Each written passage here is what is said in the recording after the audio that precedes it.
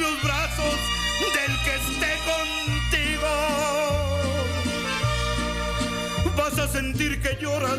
8:52 minutos. Bueno, vamos a darle la bienvenida a nuestro siguiente invitado con este pronunciamiento del presidente Gustavo Petro. El presidente Petro dice: es indudable que hay protuberantes errores de la medición de los cultivos de hoja de coca hechas con agenciamiento multilateral en Colombia y sobre todo en el concepto de producción potencial de cocaína, indicador que solo debiera presentarse si se diferenciaran todas las regiones de cultivos de hoja de coca aplicándoles la productividad medida en cada zona, pero sea por falta de recursos o por corrupción en el Ministerio de Justicia, lo que hacen es extrapolar los índices de las zonas de alta productividad a las zonas de baja productividad y sobredimensionan el indicador de producción potencial de cocaína.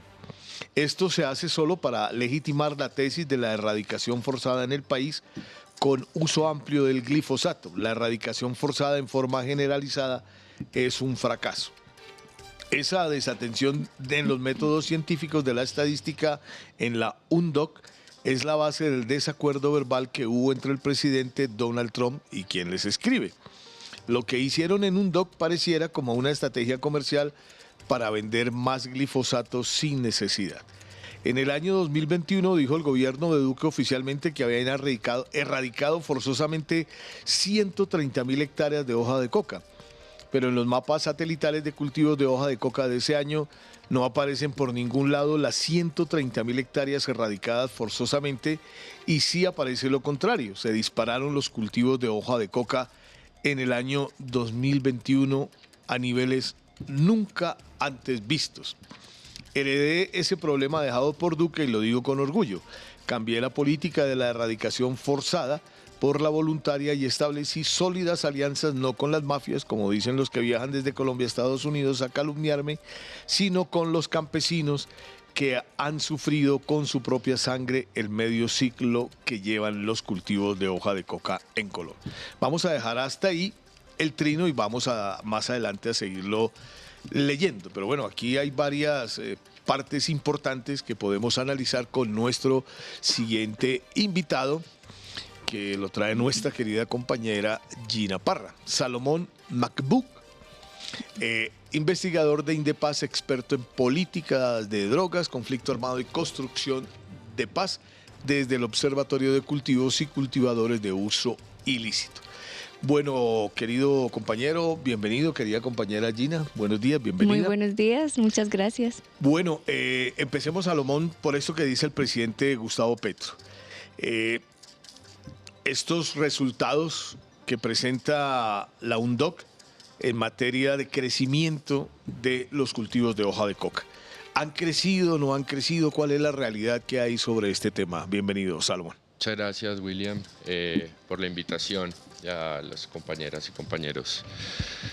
Pues la realidad es que el presidente Petro y este gobierno se ha puesto la lupa sobre un tema que ha venido teniendo un ruido pero que no había explotado, que es justamente las transparencias o la idoneidad, por lo menos, de las metodologías utilizadas por la UNODC para calcular dos datos cruciales que siempre le saca al país: el área sembrada con cultivos de coca y la producción potencial de cocaína.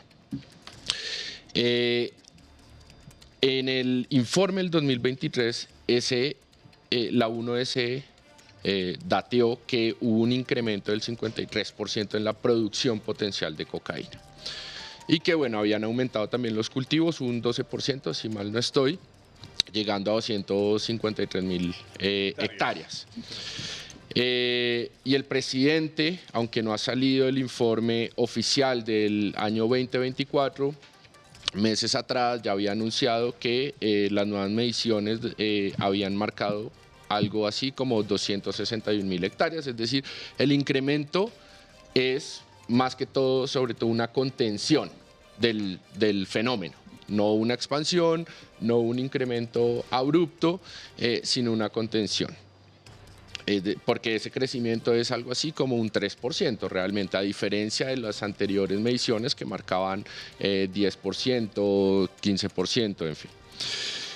Entonces, lo cierto es que acá hay un cuestionamiento que se ha destapado, que es la metodología es rigurosa, es científicamente validable o no. Y esto no es poco, porque los datos que emite la 1DS se han vuelto un actor político crucial para determinar cómo se piensa y cómo se ejecuta la política de drogas en el país, pero además cómo internacionalmente al país lo miran en relación con las economías de la coca y la cocaína. Y lo cierto es que esos datos, tal vez mal calculados por las falencias metodológicas que tiene esas mediciones, pues ya le han causado al país unas repercusiones políticas muy serias y muy graves, como son la desertificación por parte del gobierno de los Estados Unidos, al ver que hay un supuesto incremento del 53% en la producción potencial de cocaína, y la inclusión del presidente, además, en la lista Clinton, por señalarlo como si fuera un presidente y un gobierno que no hiciera absolutamente nada respecto al fenómeno del narcotráfico. Gina. Sí, Salomón, acá hay un tema, y es que esta información y esta denuncia que hace el presidente pues es muy importante justamente en este contexto que viene justamente una reunión entre el presidente de Colombia y el presidente de Estados Unidos, Donald Trump, y aquí la pregunta es: durante 3 décadas nos han estado mintiendo sobre los datos de la producción y de la producción potencial de cocaína, y es, bueno, ¿y aquí qué queda? Porque en medio de eso también estaba un Ministerio de Justicia en ese entonces que recibió esos informes, ¿no?, que acreditó esos informes. Ahí hay más actores, la policía que supuestamente fumigó esas hectáreas que estaban supuestamente sembradas. Y la pregunta es, ¿este gobierno va a continuar recibiendo y trabajando con ONUDC pese a que durante 3 décadas nos han estado sobreestimando las cifras? Bueno, yo creo que, claro, viene una coyuntura muy especial y muy particular, que es la reunión del presidente con Donald Trump en Washington. Pero yo creo que el gobierno de Colombia, el presidente, puntualmente tiene todos los instrumentos y todas las cifras a su favor para mostrar que efectivamente es un gobierno que se ha dedicado a combatir el fenómeno de las economías ilícitas y particularmente de la cocaína, y que su política sí ha tenido unos virajes respecto a los otros gobiernos, y es que se ha enfocado a golpear más los eslabones de la cadena, mucho, donde los dineros y las violencias se concentran o están más latentes, ¿no?, que son el tráfico, que son el tema de las incautaciones también de activos y demás. Y al campesinado sí ha dado la línea de desarrollar territorialmente y cambiar y transformar sus condiciones de vida, y los ha entendido y los ha reivindicado además como víctimas también de unas políticas de drogas que los han violentado. Entonces yo creo que de entrada hay con qué mostrarle al presidente Trump que este gobierno hace, más allá de esfuerzos, pues yo creo que mortales, para evitar que tanta cocaína llegue a los mercados internacionales, ¿sí? Y lo otro es que también es evidente que el presidente, por ejemplo, en el Consejo de Ministros ha mostrado la capacidad que tiene el Estado colombiano de generar también datos y de monitorear también las realidades de las economías de la coca y la cocaína. Mostró unos mapas muy interesantes, por ejemplo, emitidos por el sistema de monitoreo de la Policía Nacional. Sí. Narcóticos, sí. Exactamente. Es decir, hay todas las capacidades y el Estado tiene todas las capacidades para monitorear y no estarle pagando un tercero para que le diga qué pasa con sus problemas. Respecto a eso, el gobierno y el Estado colombiano lo puede hacer y puede empezar a generar también una política de soberanía de los datos. Esto no es algo que vaya a ser Colombia de la nada. Hay ya lecciones aprendidas, lo hizo Bolivia, por ejemplo, lo ha hecho Perú, son países que ante la 1S le han dicho efectivamente, mejor dicho, hacen una veeduría mucho más estricta sobre lo que hace 1S en sus monitoreos. Y por ejemplo, esos países no publican en sus informes la producción potencial de cocaína justamente porque tienen las mismas falencias metodológicas que en Colombia existen, pero que Colombia sí deja publicar. Y para evitar esos problemas a nivel internacional, con otros países, puntualmente con Estados Unidos, sobre el tema de la lucha contra las drogas, han decidido no publicar esos datos, solo publican los datos de las áreas sembradas. Sí, Salomón, el presidente en ese trino que estábamos leyendo, él habla ahí de una cifra que Duque presentó como si hubiera sido un logro de su gobierno, haber erradicado forzosamente 130.000 hectáreas de hoja de coca. Don Jairo, usted que conoce cómo es la lucha contra el narcotráfico, erradicar 130.000 hectáreas de hoja de coca es algo...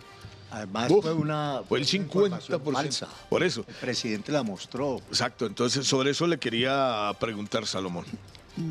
Pues William, sobre eso, digamos, quien monitorea quién erradica y no erradica es quien hace la erradicación, es decir, en este caso, la Policía Nacional. La erradicación siempre ha sido una estrategia efectiva, entre comillas, en el sentido de que muestra resultados muy rápidos, pero tiene un montón de consecuencias en materia de derechos humanos y de poca sostenibilidad en el tiempo, porque una vez erradicada forzadamente una hectárea, esa hectárea se resiembra muy prontamente, además con unas implicaciones ambientales y demás, porque pues se sigue ampliando la frontera agrícola. Lo cierto es que también es bien conocido que las cifras de erradicación forzada son cifras también siempre infladas, pero ¿quién verifica sobre eso? Sobre eso no hay una verificación puntual. Y tampoco, además, los sistemas de monitoreo, por ejemplo, de la 1S, dan detalles de si esas hectáreas se erradicaron o no se erradicaron, ¿no? Entonces, hay unos datos que siempre se están sacando en materia de política de drogas por mostrar eficiencia, que son muy difíciles de verificar, por lo tanto son muy difíciles, o sea, caen en unos huecos de rigurosidad y de veeduría para saber si sirve o no sirve. Lo cierto es que la erradicación forzada pues ha sido un gran fracaso y lo vemos, pues si Duque dice que erradicó 130.000 hectáreas supuestamente, entonces ¿por qué las hectáreas están como están? Y no es un tema de que este gobierno no ha hecho nada, ¿no? Sino tal vez es que evidentemente ese hectareaje, si lo erradicó, pues se le resembró muy pronto al propio gobierno Duque.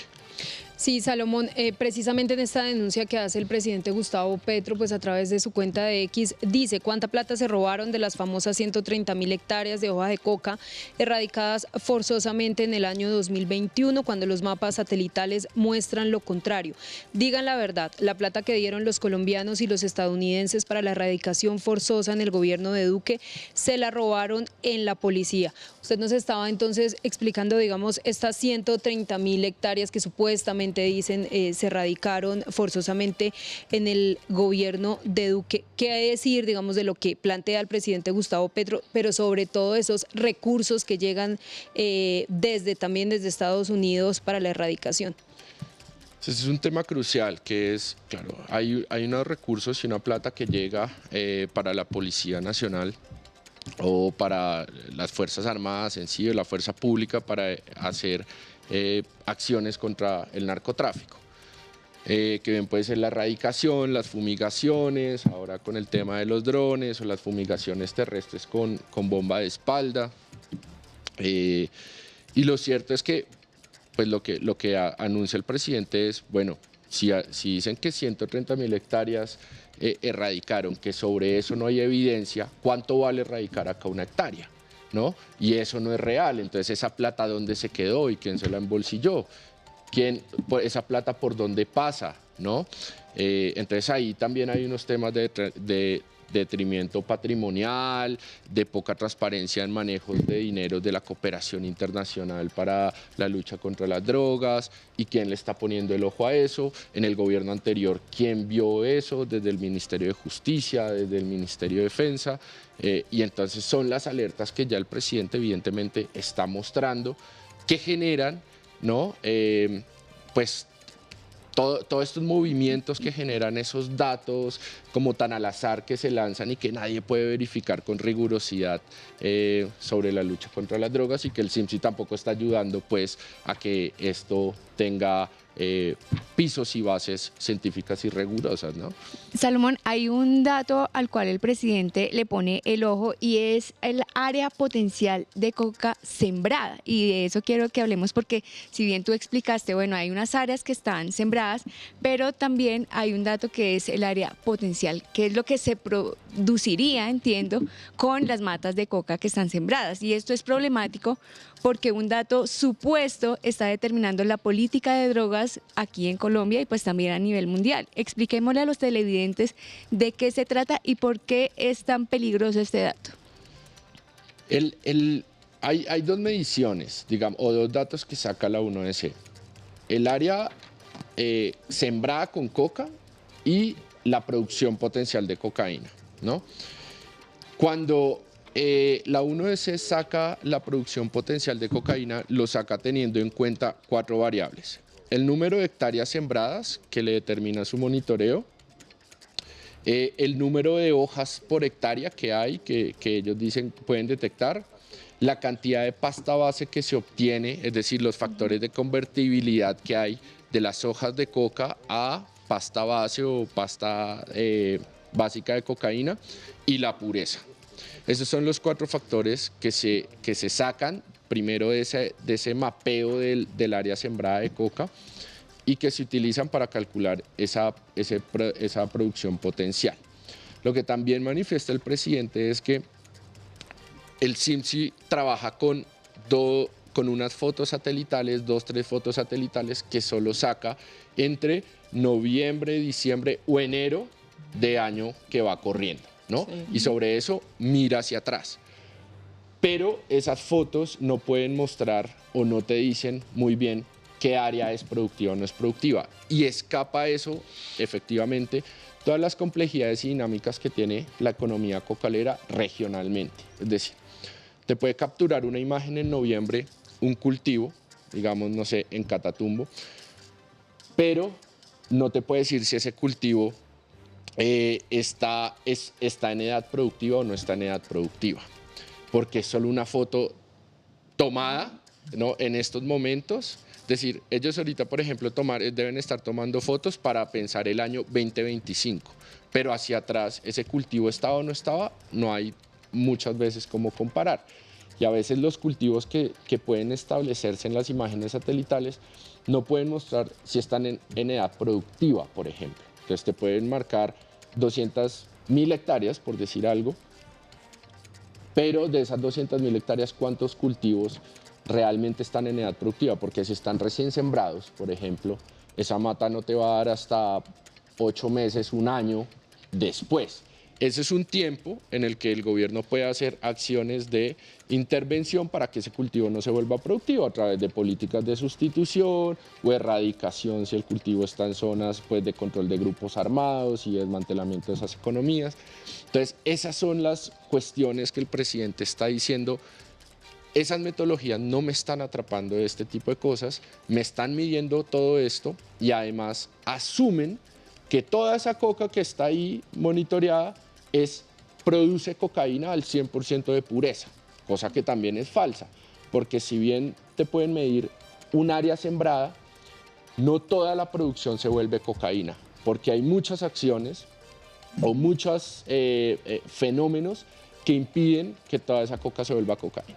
Pueden ser las acciones propias del Estado en materia de política de drogas, a través de la sustitución, a través de la interdicción, de la incautación, de la erradicación, ¿sí?, cuando se necesita, pero también dinámicas del propio mercado.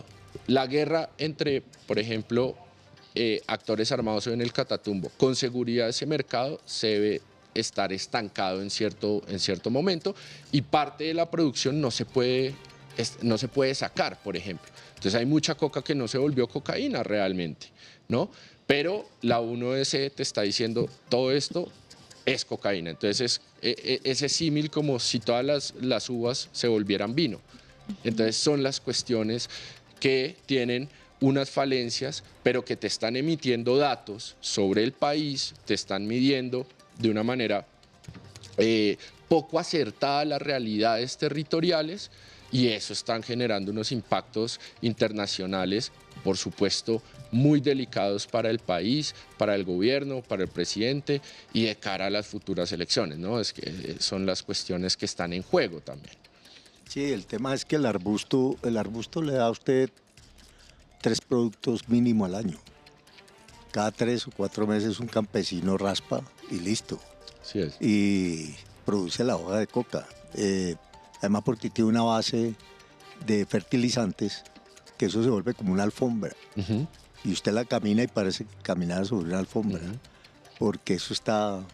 Y eso hace que el arbusto se haga mucho más fuerte, incluso para la fumigación. Pero bueno, el tema ahí es el presidente habla de unos cultivos que se dejaron ahí quietos. ¿Sí? ¿Qué pasó con los cultivos? Que los campesinos los abandonaron, se quedaron ahí, nunca lo fueron a raspar los arbustos. Y si tienes una estimación de cuántas hectáreas son. Las hectáreas, la estimación la sacó el presidente en el mapa del Sí. CIMA, ¿no? Sí. Sí. No recuerdo ahorita el dato, creo que son como 42.000 Sí, hectáreas. 42.000. Ya lo tengo aquí. espere un Eso es... Uf, Que dice él son cultivos abandonados. abandonado. Sí, espera un momentico. Si quieres... Esos cultivos, mientras Sí. se busca el dato, esos cultivos abandonados pueden significar varias cosas. Uno, cultivos que están siendo objeto de políticas de sustitución y los campesinos simplemente no los cosecharon y los dejaron ahí y van a ser cultivos y hectareaje que van a entrar a las políticas de transformación económica que tiene el gobierno. Otra explicación puede ser que los campesinos también abandonan muchas veces los cultivos porque hay dinámicas locales y regionales por la guerra y demás, por el conflicto armado, en el que el precio no es bueno y los campesinos deciden dejar ahí esos cultivos porque todo se vuelve muy costoso. Lo que tú mencionabas, por ejemplo, de los insumos y los fertilizantes que deben utilizar los campesinos para sostener el cultivo, pues eso les vale plata.